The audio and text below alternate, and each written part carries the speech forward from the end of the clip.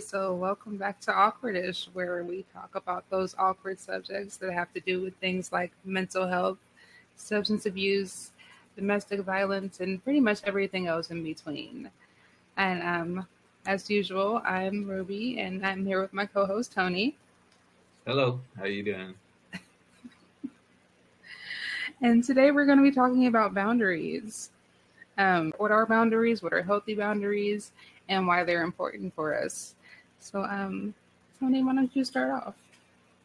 Well, there's some different types of boundaries, right? There's like uh, some are physical, some are mental, and some are emotional. And we can break it down further than that, but it's like these are like the primary social uh, boundaries that we have. Like, for example, like an emotional boundary would be like if a partner or anybody is like really taking up a lot of time telling you about their issues and really just dumping on you and not really letting you express yourself, then that could be problematic because it's like it's a one-sided thing, and then it's like all this trauma dumping on you.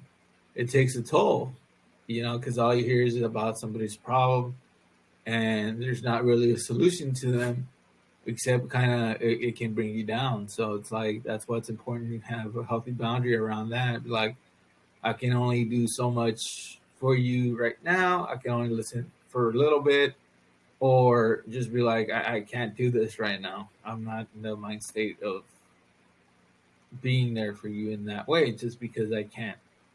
Because it'll be draining on myself. Or as as I've often heard, you can't pour from an empty cup. Right. Yeah, so the I guess the simplest explanation of boundaries are like the lines we draw for ourselves in as far as our social situations and what behaviors we'll accept and our comfort levels around other people. Um, and it's so funny because I know, especially for those of us who were born in the '80s and raised in the '90s, boundaries weren't really a thing. kids kids especially weren't allowed to have boundaries. You did what you were told, and that was it. And I don't think I had ever really heard a lot about boundaries until maybe 10 or so years ago. And at that point, I had been in therapy for a while. And when it was first brought up to me that I needed to set boundaries with people, that sounded like it was something impossible to do because it was something that I had never been taught to do. It was something that I had never been told was okay to do.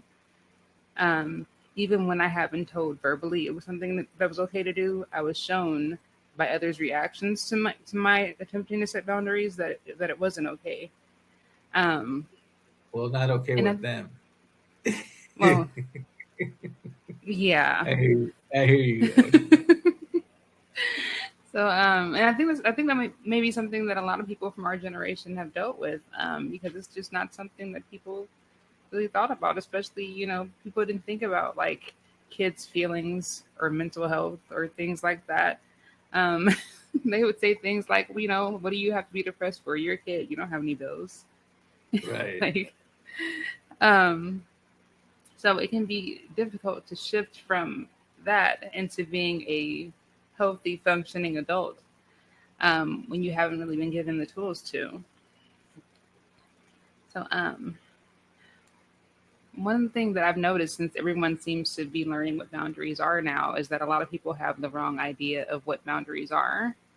Um, People tend to misuse the word boundaries a lot, especially online. Um, one thing I did want to make clear before we dive into this conversation is that boundaries are not about controlling other people. They're about what you will and won't accept, what behaviors you will and won't accept, and how you will and won't accept being treated. But they're not about controlling the actions of others. Right. Um, because a lot of people will think that telling their their significant other how to behave is a boundary when that's really just control. It's one thing to say I don't want to be with someone who does that, and it's a whole another thing to say my boundaries are that I don't want you doing that because that doesn't make any sense at all. So Yeah. Or it can be phrased in a different way. It's like I would not like it. I wouldn't like if you continue to, have this behavior because it could be problematic. It hurts my feelings or something like that. Where it's yeah. not phrased as in, "Oh, you must do this or I will leave you." Oh gosh, yeah, because that's when you cross the line from healthy communication over into control. And there's nothing healthy about being controlling. Yep. So I did want to go over some benefits of setting boundaries. Some of the benefits are that you can have improved emotional health, improve relationships, clear expectations for others, decrease stress, improve self care capabilities, respect from others, and self respect.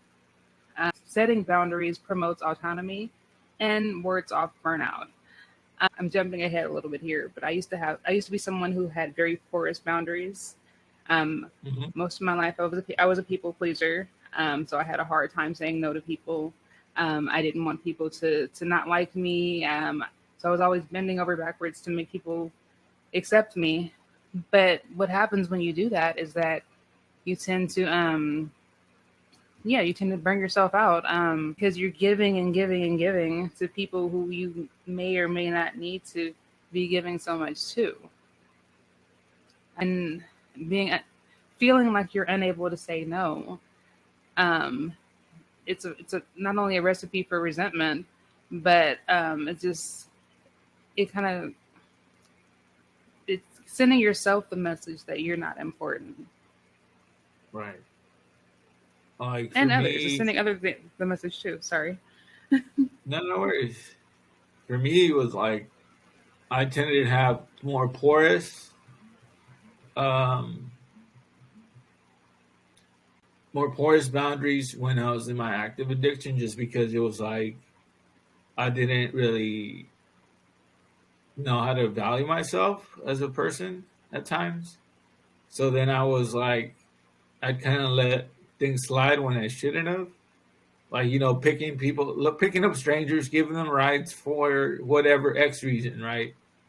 Or stretching myself out too thin, or doing things that I just shouldn't have done that went against like my core, just because of whatever reason, you know.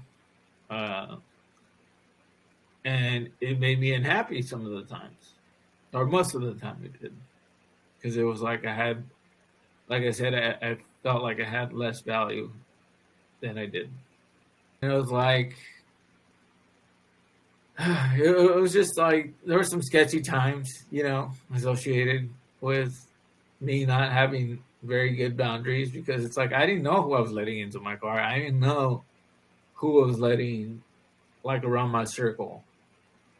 And some of the times these people weren't very good. Sometimes they would take advantage or just like try to burn me, and I would allow it because of access to drugs or whatever. And it was like, yeah, like I said, it compromised my values as a person.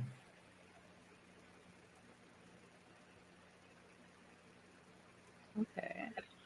Yeah, that's I mean, I have a very similar story, although I probably went even further with that. Um, and I think maybe before we go further with talking about it, maybe we should talk about what it means to have porous or rigid or healthy boundaries. Okay. We've talked a lot about porous boundaries. Um, I know some of the examples I can think of for having porous boundaries are like oversharing information, having difficulty saying no, being over involved in other people's business, accepting abuse and disrespect, fearing rejection so much that you feel like you have to say yes to everything that's asked of you. Um, Whereas rigid is like the polar opposite, because you avoid intimacy in close relationships. You you're unlikely to ask for help. You have few close relationships, very protective of personal information, and you kind of tend to reject people before they reject you. And I've been both of those things at different times in my life. Although I think for most of my life I had porous boundaries. Mm-hmm. Um, there was a period of time where I went completely the other way and decided I didn't need anyone. I didn't want to be hurt by anyone again. And then, of course, having healthy boundaries is right in the middle, valuing your own opinions, not feeling like you have to compromise your values for others, accepting being told no, being willing to say no to protect your peace, Yeah. and things like that. And that can be really hard to do, especially for women. It can be hard for us to learn to say no, because we're socialized to kind of be agreeable and helpful. Um, I used to always feel guilty when I would say no, even when I knew it was the best thing. Yeah. Yeah, knowing when to say no is a good skill to have because it really limits as to how much people will try to tread on you because they will.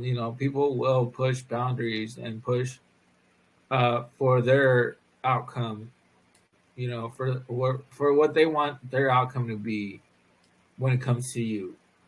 Whether that be getting something from you, either being with you, or just overall getting information or anything from you.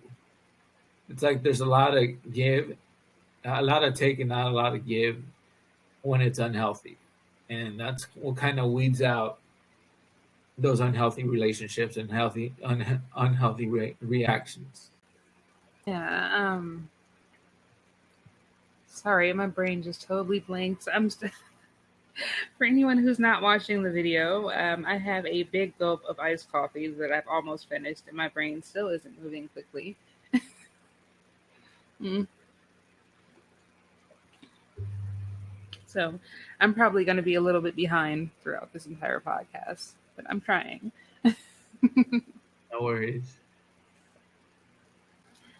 Um, so you remember when I was telling you about the different types of boundaries, like the 7 categories? 7 categories. I believe so. There was intellectual, emotional, sexual, time boundaries, material boundaries, and physical boundaries. Was it that one? No, I think that might be from your own research. Yeah, I think that was um, from. so um, so basically, I'll define some and I'll give some examples of them. So we do have some of the same ones on our list. Like there's mental boundaries, which is the freedom to have your own thoughts, values, and opinions. So basically, an example of that would be, I don't agree with you, but I respect the fact that you feel that you think that or that you feel that, or basically agreeing to disagree. Um, Emotional boundaries. How emotionally available you are to others. Example would be, as much as I want to support you right now, I don't have the emotional capacity. Yeah. Um, Material boundaries, monetary decisions, giving or lending to others. So I already lent you money last week, so not again right now. Yeah. That was one of the first types of boundaries that I was able to enforce. But I mean, I imagine that'd be pretty easy for a lot of people. Yeah. Um, But I had a but, story. oh, I had a oh, story go when it ahead. comes to that. So my sister was short on her rent, right? Hmm. And she didn't believe me when I said I had her. Like, I got you. Don't worry about it. And I said, this is a loan though, so please pay me back. And she didn't pay me back, and it was kind of like demoralizing because I was like, why would you do that? Like, you know. But I got over it quick because that's my sister. And over the years, it's like I've done messed up stuff too. So it's like that forgiveness, that you know, that forgiving nature, and it came from a place of like understanding that I haven't always been the best person. So it was like that's why it was like easy for me to kind of like forgive her, but at the same time, I put up that boundaries like probably not anytime soon. Will I be loaning her money? You know? Yeah, and that's a reasonable. That's a very reasonable boundary. If someone doesn't pay you back or doesn't pay you back on time, it's pretty reasonable to go. Yeah, I don't think I'll be doing that again anytime soon. And then just really quickly, I'm just gonna go through the last three or four categories. Internal, which is like self regulation, energy expended on self versus others. Conversational, which is like topics that you do or do not want to or feel comfortable discussing. Physical boundaries like privacy, personal space, or your body. And time, how much time you spend with someone or doing something. Yeah. And a lot of these things we don't really think about as boundaries. Um, but I mean, and we may not even use the same categories of boundaries in different aspects of our lives, because one thing that is important to remember is that boundaries they're personal to the individual. They're situational, so you may have different boundaries at home versus at work versus at school.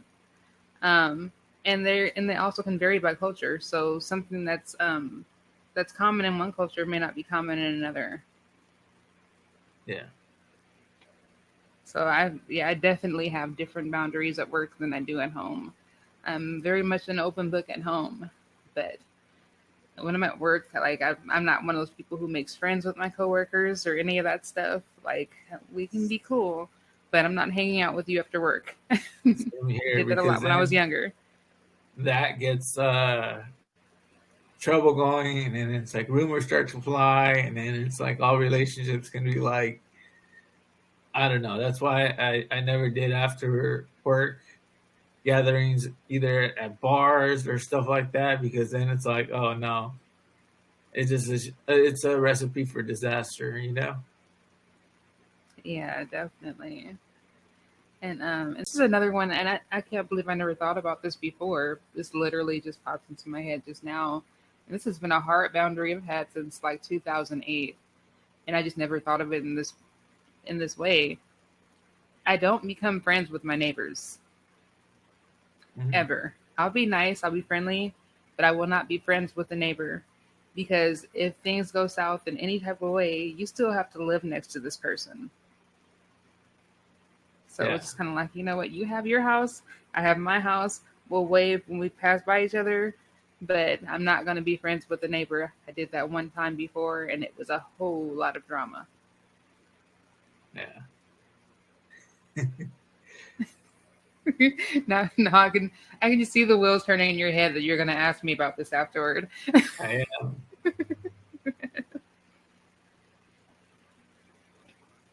This is another one, and I can't believe I never thought about this before. This literally just popped into my head just now. And this has been a hard boundary I've had since like 2008, and I just never thought of it in this way. I don't become friends with my neighbors Mhm. ever. I'll be nice, I'll be friendly, but I will not be friends with the neighbor, because if things go south in any type of way, you still have to live next to this person. So Yeah, it's just kind of like, you know what, you have your house, I have my house. We'll wave when we pass by each other, but I'm not going to be friends with the neighbor. I did that one time before, and it was a whole lot of drama. yeah, Now I can just see the wheels turning in your head that you're going to ask me about this afterward. I am.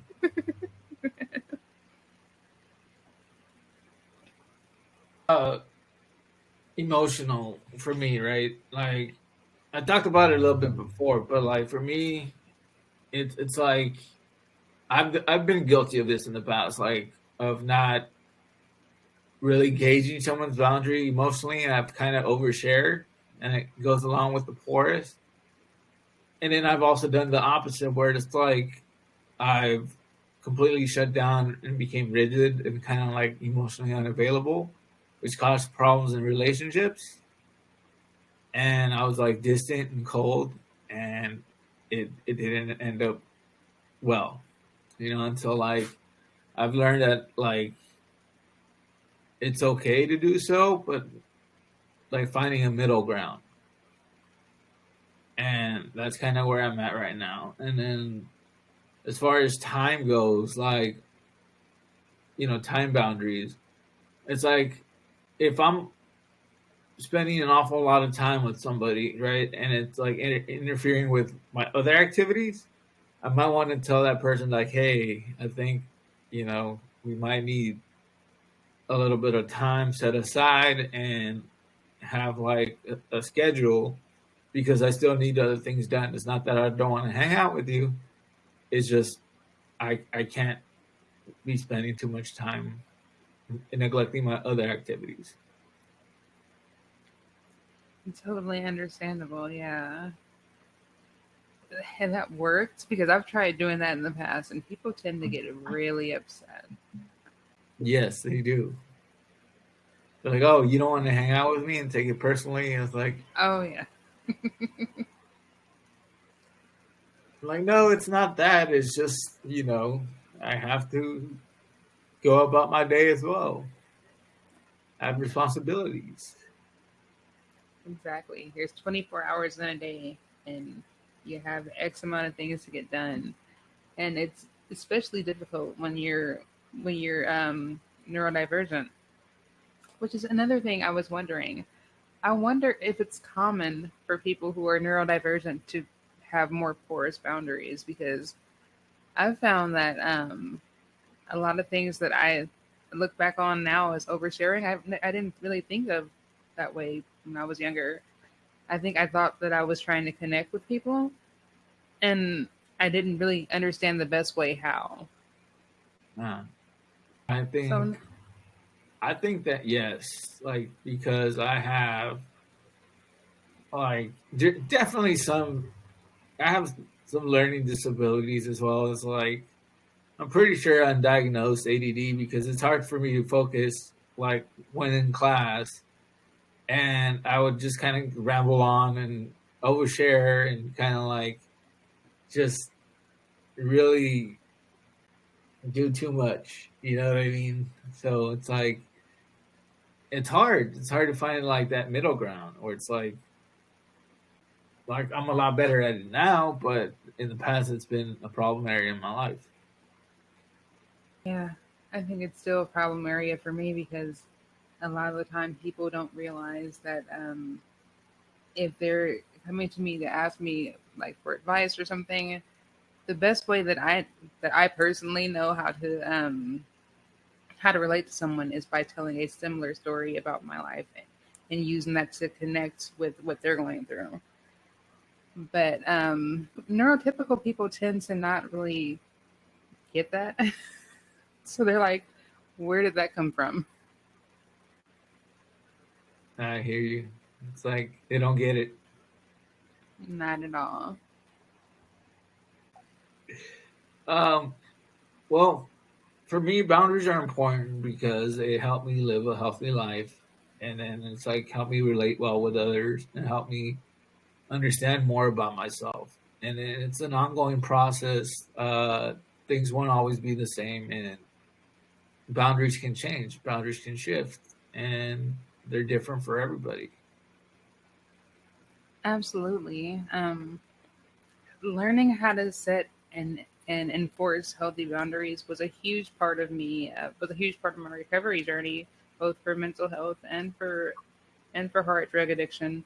I wouldn't have been able to stay off of hard drugs and to stay as far as my mental health journey if I hadn't reclaimed some of my peace and some of my time and been able to set boundaries as far as what I was comfortable with because for so much of my life I did things that I really didn't want to just because I wanted people to accept me.